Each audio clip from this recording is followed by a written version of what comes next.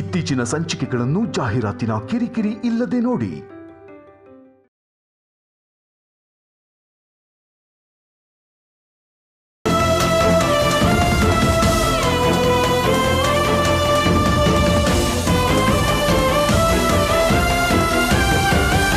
Daddy, ನಮ್ಮ company ಬಗ್ಗೆ, ನಮ್ಮ ಫ್ಯಾಮಿಲಿ ಬಗ್ಗೆ ತುಂಬ ತಿಳ್ಕೊಂಡವ್ರೆ ಯಾರೋ ನಮ್ಮನ್ನ ಹೀಗೆ ಸಿಕ್ಕಾಕ್ಸಿದ್ದಾರೆ.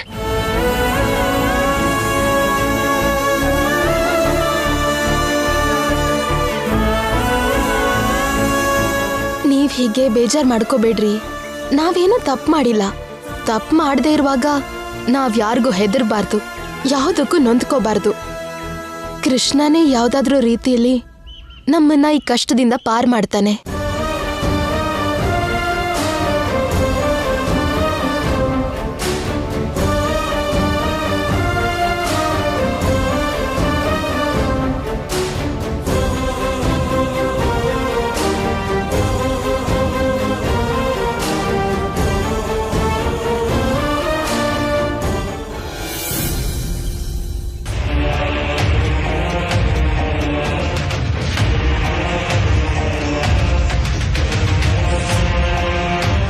ಟಿವಿಲ್ ಬಂದಿರೋ ನ್ಯೂಸ್ ನೋಡಿ ಶ್ಯಾಮನ್ ಮನೆಯವರು ಶಾಕ್ ಆಗಿದ್ದಾರೆ.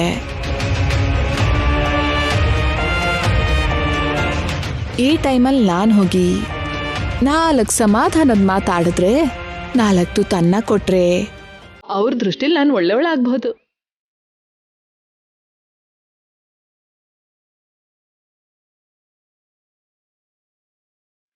ಹಾಗೆ ಮಾಡಿದ್ರೆ ನಾನು ಅವ್ರಿಗೆ ತುಂಬಾ ಹತ್ರ ಆಗಬಹುದು. ಅವ್ರ ವಿಷಯ ಬೇಕಾದಾಗೆಲ್ಲ ತಿಳ್ಕೊಳ್ಬಹುದು. ಅದನ್ನೆಲ್ಲ ಐಶ್ವರ್ಯಾಗೆ ಹೇಳ್ಬಹುದು. ಐಶ್ವರ್ಯ ಹತ್ರ ತುಂಬಾ ದುಡ್ಡು ತಗೊಳ್ಬಹುದು.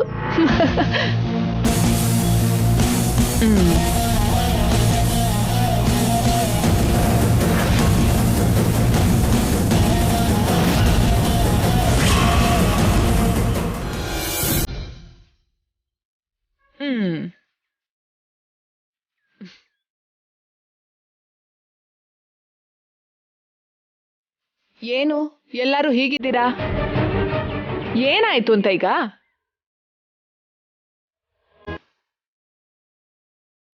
ಇನ್ನೇನಾಗ್ಬೇಕದ್ಕೆ?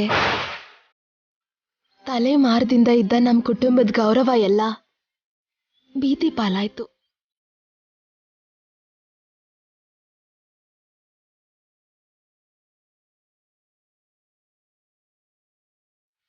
ಎಲ್ರ ದೃಷ್ಟಿಲಿ ನಾವು ಮೋಸಗಾರರು ಅಂತ ನಮ್ಮೇಲೆ ಆರೋಪ ಬಂತು. ಅಯ್ಯೋ, ಟಿವಿಲ್ ನ್ಯೂಸ್ ಬಂದ ಮಾತ್ರಕ್ಕೆ ನಿಮ್ ಮರ್ಯಾದೆ ಹೋಗತ್ತಾ ಏನು?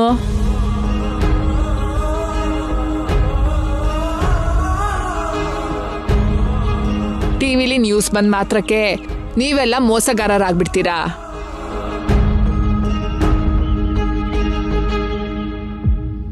ನಿಜ ಏನು ಅಂತ ಇವತ್ತು ಅಲ್ದಿದ್ರು ನಾಳೆ ಆದ್ರೂ ಪ್ರಪಂಚಕ್ಕೆ ಗೊತ್ತಾಗತ್ತಾ ಇಲ್ವಾ?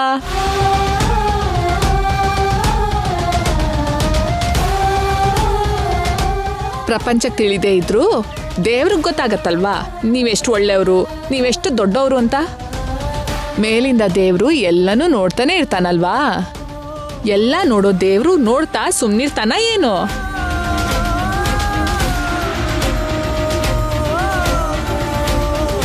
ನಿಮ್ಮೇಲ್ ಬಂದಿರೋ ಆರೋಪನ ಕೇಳ್ದೆ ಇರ್ತಾನಾ?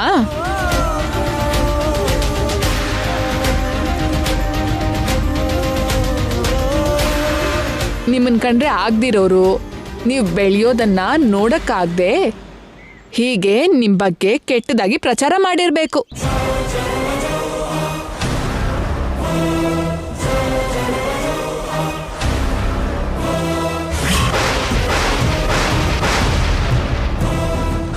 ಆ ದೇವ್ರ ದಯೆಯಿಂದ 4 ದಿನದಲ್ಲಿ ನಿಮ್ ಮೇಲೆ, ನಿಮ್ ಕುಟುಂಬದ ಮೇಲೆ ಬಂದಿರೋ ಅಪವಾದ ಪೂರ್ತಿಯಾಗಿ ತೊಲಗೋಗತ್ತೆ.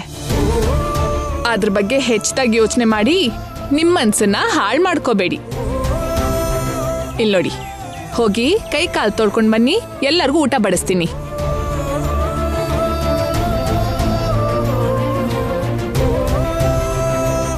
ನಡೆದಿದ್ದು ಕಣ್ಮುಂದೆನೆ ಕಾಣಿಸ್ತಾ ಇದೆ. ಊಟ ಹೇಗಮ್ಮ ಮಾಡೋದು? ಇಳಿಬೇಕು ದೊಡ್ಡಪ್ಪ. ನಿಮ್ ಮಗಳು ಹಾಗಿರೋ ನಾನ್ ಹೇಳಿದ್ಮೇಲೆ ನೀವು ಊಟ ಮಾಡ್ಲೇಬೇಕು. ಹಾಗಲ್ಲಮ್ಮ. ದೊಡ್ಡಮ್ಮ, ನೀವೇನು ಮಾತಾಡಬೇಡಿ. ನಿಮ್ಮಿಬ್ರನ್ನ ನೋಡ್ತಿದ್ರೆ ನನ್ನಮ್ಮ ಅಪ್ಪನ್ನ ನೋಡ್ತಿರೋ ಹಾಗೆ ಅನ್ಸತ್ತೆ.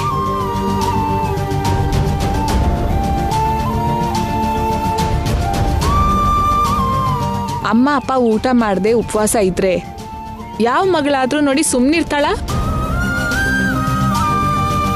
ಈ ಮಗಳು ಕೂಡ ಹಾಗೆ. ನೀವು ಹೀಗೆ ಊಟ ಮಾಡದೆ ಇದ್ರೆ ನಾನಂತೂ ಸುಮ್ಮನಿರಲ್ಲ. ನೀವು ತಿನ್ನಲೇಬೇಕು. ಇಲ್ಲಿ ನೋಡಿ, ನೀವು ತಿಂದೇ ಇದ್ರೆ ನನ್ನ ಮೇಲೆ ಆಣೆ.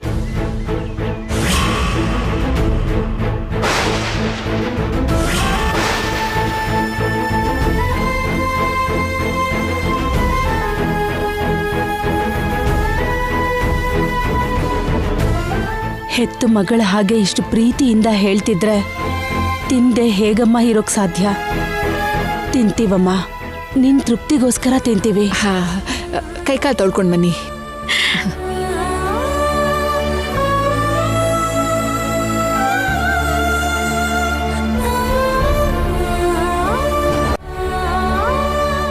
ಕೂತ್ಕೊಳ್ಳಿ ಕೂತ್ಕೊಳ್ಳಿ ಕೂತ್ಕೊಳ್ಳಿ. ಕೊಡು. ಕೂತ್ಕೋ ಅಖಿಲ್.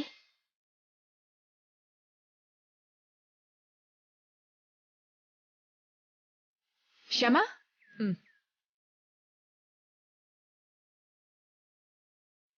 ಊಟ ಮಾಡಿ ತಿನ್ನಿ ದೊಡ್ಡಪ್ಪ.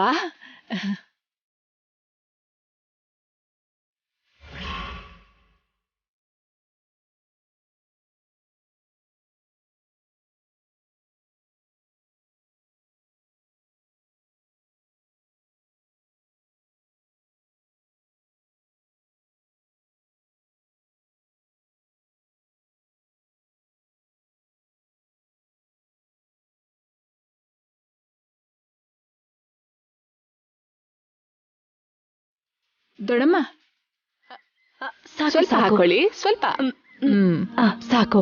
ದೊಡ್ಡಪ್ಪ, ಸಾಕಮ್ಮ. ಸ್ವಲ್ಪ ಹಾಕೊಳ್ಳಿ. ಶ್ಯಾಮ, ನಿಂಗೇನಾದ್ರು?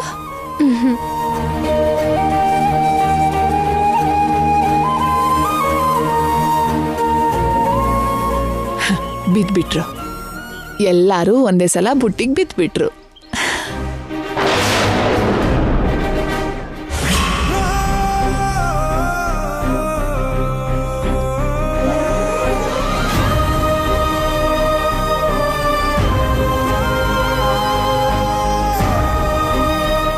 ನನ್ನ ಆರೋಗ್ಯ ಸರಿ ಹೋಗಿ ಐಶ್ವರ್ಯ ನಿಜ ಸ್ವರೂಪ ಗೊತ್ತಾದ್ಮೇಲೆ ನಮ್ಮ ಕಷ್ಟಗಳೆಲ್ಲ ಮುಗ್ದೋಯ್ತು ಅನ್ಕೊಂಡೆ ವಸಂತ. ಅಖಿಲ್ ಮತ್ತೆ ಶ್ಯಾಮ ಜೊತೆ ನಾವು ಸಂತೋಷವಾಗಿರ್ಬೋದು ಅಂತ ಅನ್ಕೊಂಡೆ. ಆದ್ರೆ ಅಷ್ಟ್ರೊಳಗೆ ಇಷ್ಟೆಲ್ಲ ನಡೆದೋಯ್ತಲ್ಲ. ನಮ್ಮ ಕಂಪ್ನಿಗೆ ಇಷ್ಟೊಂದು ಕೆಟ್ಟ ಹೆಸರು ಬಂದ್ಬಿಡ್ತಲ್ಲ. ನನ್ಗೂ ಅದೇ ಅರ್ಥ ಆಗ್ತಿಲ್ಲ ರೀ. ಆ ದೇವ್ರು ಇನ್ನೂ ನಮ್ಮನ್ನ ಪರೀಕ್ಷೆ ಮಾಡ್ತಾ ಇದ್ದಾನೆ ಅನ್ಸತ್ತೆ. ನಷ್ಟ ಆಗಿದ್ದು ಕಷ್ಟಪಟ್ಟಿದ್ದು ಸಾಲ್ದು ಅನ್ನೋ ಹಾಗೆ ಇಲ್ದೇ ಇರೋ ಅಪವಾದನ ನಮ್ಮೇಲ್ ಹಾಕಿಸ್ತಿದ್ದಾನೆ ಆ ದೇವ್ರು.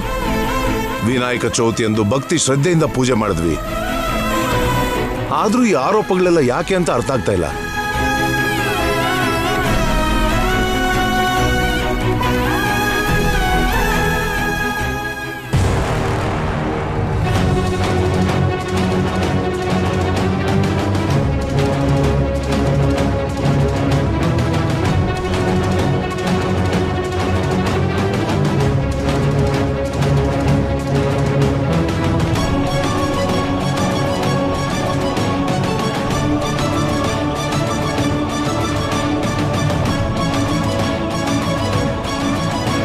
ಏನಪ್ಪ, ನಮ್ ಕಡೆನೆ ನೋಡ್ಕೊಂಡು ಏನೋ ಮಾತಾಡ್ತಿದ್ದೀರಾ? ನಿಮ್ ಹೆಸರು ಆನಂದ ವರ್ಮ ಅಲ್ವಾ? ಹೌದಪ್ಪ. A1 ಮಸಾಲಾ ಕಂಪ್ನಿ ಯಜಮಾನ್ರಲ್ವಾ ನೀವು? ಹೌದು. ನೀವಿಲ್ಲಿ? ಈ ಮನೆಯಲ್ಲಿ ನನ್ನ ಮಗ ಸೊಸೆ ಇರ್ತಾರೆ, ಅವ್ರು ನೋಡೋದಕ್ ಬಂದೆ. ನಮ್ ಬಗ್ಗೆ ಇಷ್ಟೊಂದು ವಿವರ ಕೇಳ್ತಿದ್ದೀರಲ್ಲ, ಯಾಕೆ? ನಿಮ್ ಬಗ್ಗೆ ಟಿವಿಲ್ ನೋಡಿದ್ವಿ.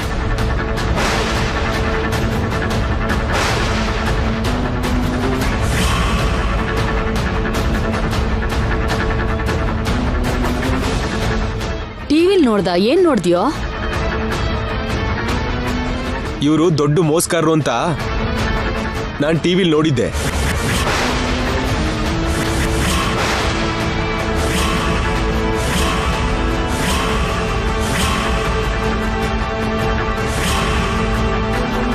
AAA ಮಸಾಲಾ ಕಂಪ್ನಿ ಅಂತ, ವಸಂತ ಮಸಾಲಾ ಕಂಪ್ನಿ ಅಂತ 2 ಕಂಪ್ನಿ ಮಾಡಿ ಕಳಪೆ ಮಸಾಲ ಕೊಟ್ಟು ಜನರನ್ನ ಮೋಸ ಮಾಡಿದವ್ರು ಇವರು.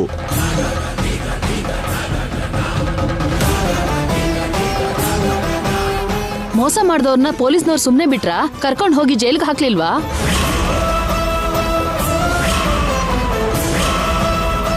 ಯಾಕೆ ಸುಮ್ಮನಿರ್ತಾರೆ? ಅರೆಸ್ಟ್ ಮಾಡಿ ಇವರನ್ನ ಜೈಲಿಗೆ ಕೂಡ ಹಾಕಿದ್ರು.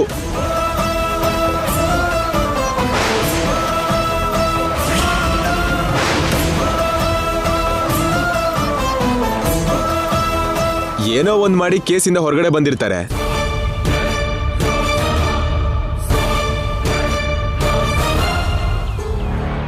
ಈಗ ಫ್ಯಾಕ್ಟರಿ ಹೆಸರು ಚೇಂಜ್ ಆಗಿದೆ, ಜನರಿಗೆ ಅನುಮಾನ ಬರ್ದೇ ಇರ್ಲಿ ಅಂತ.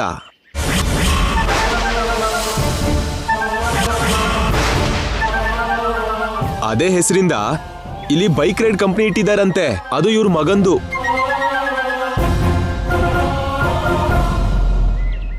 ಆ ರೈಡ್ ಕಂಪ್ನಿಲಿ ಎಷ್ಟು ಮೋಸ ಮಾಡ್ತಾ ಇದ್ದಾರೋ ಏನೋ.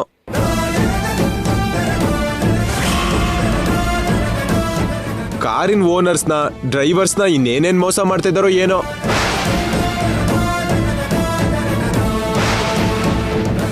ಇನ್ನೇನ್ ಮೋಸ ಮಾಡ್ತಾರ ಬಿಡು. ಇವ್ರು ಮಾಡಿದ್ದೆಲ್ಲ ಟಿವಿಲ್ ಬಂತು ಅಂತ ಹೇಳ್ದಿಯಲ್ಲ. ಜನರೇ ಬುದ್ಧಿವಂತರಾಗಿ ಇವ್ರನ್ನ ದೂರ ಇಡ್ತಾರ ಬಿಡಿ. ನಡೀರಿ ಹೋಗೋಣ.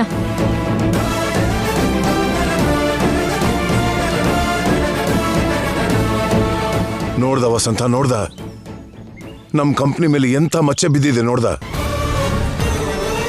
ನಾವಿನ್ನೂ ಇಲ್ಲೇ ಇದ್ರೆ ದಾರಿಲ್ ಹೋಗೋರೆಲ್ಲ ಹೀಗೆ ಮಾತಾಡ್ತಾರೆ. ಬನ್ನಿ ಒಳಗ್ ಹೋಗೋಣ.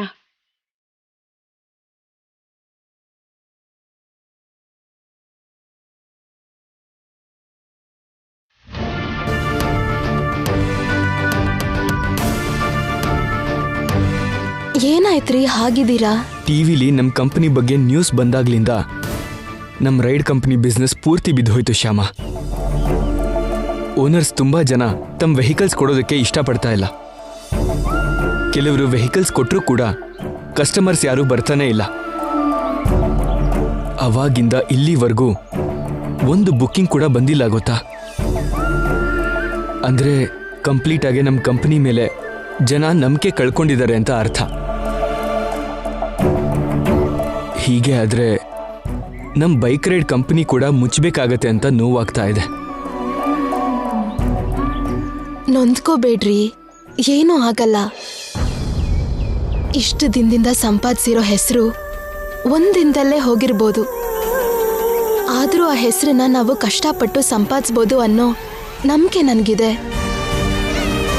ಯಾರೋ ಮಾಡಿರೋ ಮೋಸಕ್ಕೆ ನಾವು ಬಲಿಯಾದ್ವೇ ಹೊರತು ನಾವು ತಪ್ಪು ಮಾಡಿದ್ರಿಂದ ನಮ್ಮ ಬಿಸ್ನೆಸ್ ಏನು ಹಾಳಾಗಿಲ್ವಲ್ಲ. ಯಾವತ್ತಾದ್ರೂ ಮೋಸ ಕುತಂತ್ರ ಹೊರಗೆ ಬರತ್ತೆ. ನ್ಯಾಯ ನೀತಿನೇ ಗೆಲ್ಲೋದು. ನಮ್ಮಿಂದ ತಪ್ಪಾಗಿಲ್ಲ ಅಂದಮೇಲೆ ನಾವು ನ್ಯಾಯವಾಗಿ ಬದುಕಿದ್ಕೆ ನಮ್ಮ ಕಂಪನಿ ಮೇಲಿರೋ ಆರೋಪ ಬೇಗ ದೂರ ಆಗತ್ತೆ. ನ್ಯಾಯ ಯಾವುದಂತ ಜನರಿಗೆ ಗೊತ್ತಾಗತ್ತೆ. ನಮ್ಮ ಕಳ್ದೋದ ವೈಭವ ಎಲ್ಲ ಮತ್ತೆ ನಮ್ಮ ಕಂಪನಿಗೆ ದೊರಕತ್ತೆ. ಮಾವ ಕನ್ಸ್ ಕಂಡಿರೋ ಹಾಗೆ ನಮ್ಮ ಕಂಪನಿ ಕಳ್ಕೊಂಡಿರೋ ವೈಭವ ಮತ್ತೆ ನಮಗೆ ಮರುಕಳಿಸತ್ತೆ. ಮಾವ ಆಸೆ ಪಟ್ಟ ಹಾಗೆ ನಮ್ಮ ಕಂಪನಿ ಹೆಸರು ಮತ್ತೆ ಫೇಮಸ್ ಆಗತ್ತೆ. ಹೌದಮ್ಮ, ನಿನ್ನ ಮಾತನ್ನು ಕೇಳ್ತಿದ್ರೆ ನನಗೆ ತುಂಬಾ ಧೈರ್ಯ ಬರ್ತಿದ್ಯಮ್ಮ.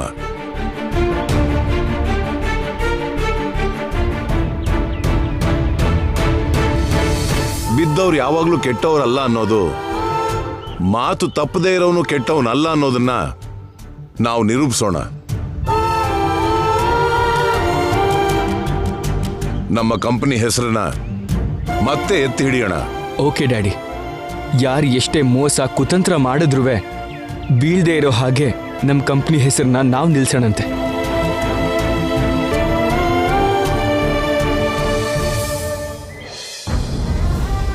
ಅದೇ ಹೆಸರಿಂದ ಇಲ್ಲಿ ಬೈಕ್ ರೈಡ್ ಕಂಪ್ನಿ ಇಟ್ಟಿದಾರಂತೆ. ಅದು ಇವ್ರ ಮಗಂದು.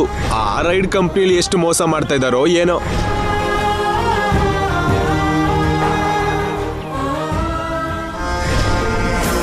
ಒಂದು ಪ್ರೆಸ್ ಮೀಟಿಂದ ಅವ್ರ ಬಿಸ್ನೆಸ್ನ ನಾಶ ಮಾಡಿದೆ. ಈಗ ಅವ್ರು ಇರೋದಕ್ಕೆ ಮನೆ ಕೂಡ ಇಲ್ಲದೆ ಇರೋ ಹಾಗೆ ಮಾಡಿ ಇನ್ನೊಂದು ಹೊಡೆತ ಕೊಡ್ತೀನಿ.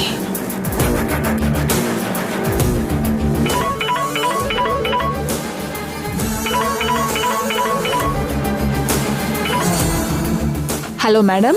ವನಜಾಕ್ಷಿ, ಅರ್ಜೆಂಟಾಗಿ ಇನ್ನೊಂದು ಕೆಲಸ ಮಾಡಬೇಕು. ಹೇಳಿ ಮೇಡಮ್, ಏನ್ ಮಾಡ್ಬೇಕು ಹೇಳಿ, ಎಷ್ಟು ಕೊಡ್ತೀರಾ ಅಂತನೂ ಹೇಳಿ. ಏನ್ ಮಾಡಬೇಕು ಈಗ ಹೇಳ್ತೀನಿ.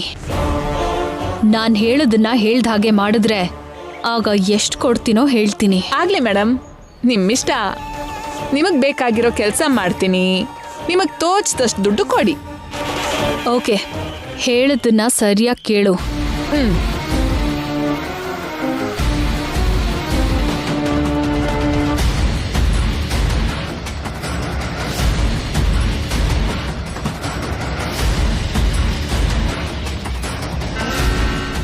ಇದು ನನ್ನ ಪ್ಲಾನ್.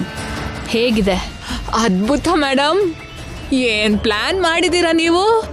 ನಿಮ್ ಬುದ್ಧಿ ಅಂತೂ ಸೂಪರ್ ಮೇಡಮ್. ನೀವೇನಾದ್ರೂ ರಾಜಕೀಯಕ್ಕೆ ಬಂದ್ರೆ ನಮ್ ದೇಶಕ್ಕೆ ನೀವೇ ಮುಖ್ಯಸ್ಥರಾಗ್ತೀರಾ. ದೇಶಕ್ಕೆ ಮುಖ್ಯಸ್ಥೆ ಆಗ್ತೀನಾ? ಮುಖ್ಯಸ್ಥರಾದ್ರೂ ಆಗ್ತೀರಾ, ಅದಕ್ಕಿಂತ ದೊಡ್ಡವರಾದ್ರೂ ಆಗ್ತೀರಾ. ನಿಮ್ಗೆ ಏನ್ ಕಡಿಮೆ ಮೇಡಮ್ ಈಗ? ಮೇಡಮ್, ನಂದೊಂದು ಚಿಕ್ಕ ಡೌಟು. ಏನದು? ಶ್ಯಾಮ ಅವ್ರ ಮೇಲೆ ಇಷ್ಟು ಹಾಗೆ ಇದೆ, ಅವರನ್ನ ಸರ್ವನಾಶ ಮಾಡಬೇಕು ಅಂತ ಕಂಕಣ ತೊಟ್ಟಿದ್ದೀರಾ. ಕಾರಣ ಏನು ಮೇಡಮ್? ಅಂದ್ರೆ ಅವ್ರು ನಿಮ್ಗೆ ಅಂಥ ಅಪಕಾರ ಏನ್ ಮಾಡಿದ್ದಾರೆ ಅಂತ? ನೀವು ಯಾಕೆ ಅವ್ರ ಜೀವನದ ಜೊತೆಗೆ ಇಷ್ಟೊಂದು ಆಟ ಆಡ್ತಿರೋದು? ಆ ವಿವರ ಏನಾದ್ರೂ ಹೇಳ್ತೀರಾ? ಅಂದ್ರೆ ಕೇಳಬೇಕು ಅಂತ ನನ್ನ ಮನಸ್ಸು ತುಂಬಾ ಒದ್ದಾಡ್ತಾ ಇದೆ ಅಷ್ಟೇ.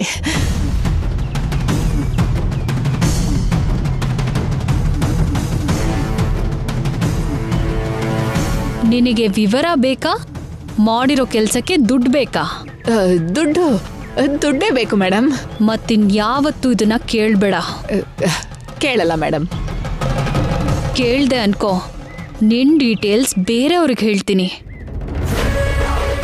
ಅವರಿಂದ ನಿನ್ನ ಲೈಫ್ನ ಶ್ಯಾಮ ಲೈಫ್ ಥರ ಮಾಡ್ತೀನಿ. ಹುಷಾರು. ಬೇಡ ಬೇಡ ಮೇಡಮ್, ಅಂಥ ನಿರ್ಧಾರನ ಯಾವುದು ತಗೋಬೇಡಿ. ನಾನಿನ್ನು ಯಾವ ವಿವರನೂ ನಿಮ್ಮನ್ನು ಕೇಳಲ್ಲ. ನೀವು ಹೇಳಿದ್ದನ್ನ ನಾನು ಮಾಡ್ತೀನಿ ಅಷ್ಟೇ. ನೀವು ಎಷ್ಟು ಕೊಡ್ತೀರೋ ಅಷ್ಟೇ ತಗೋತೀನಿ. ನನ್ನನ್ನು ನಂಬಿ ಮೇಡಮ್. Very good. ಹೆಚ್ಚು ಯೋಚನೆ ಮಾಡದೆ ಹೇಳಿದಷ್ಟು ಮಾಡು. ಹಾಂ ಸರಿ ಮೇಡಮ್, ಇಡ್ತೀನಿ. ಬಾಯ್.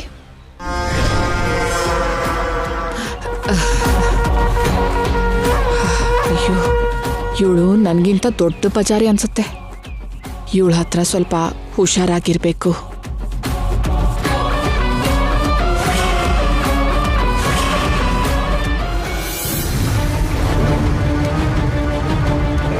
ನಮಸ್ಕಾರ ಸರ್.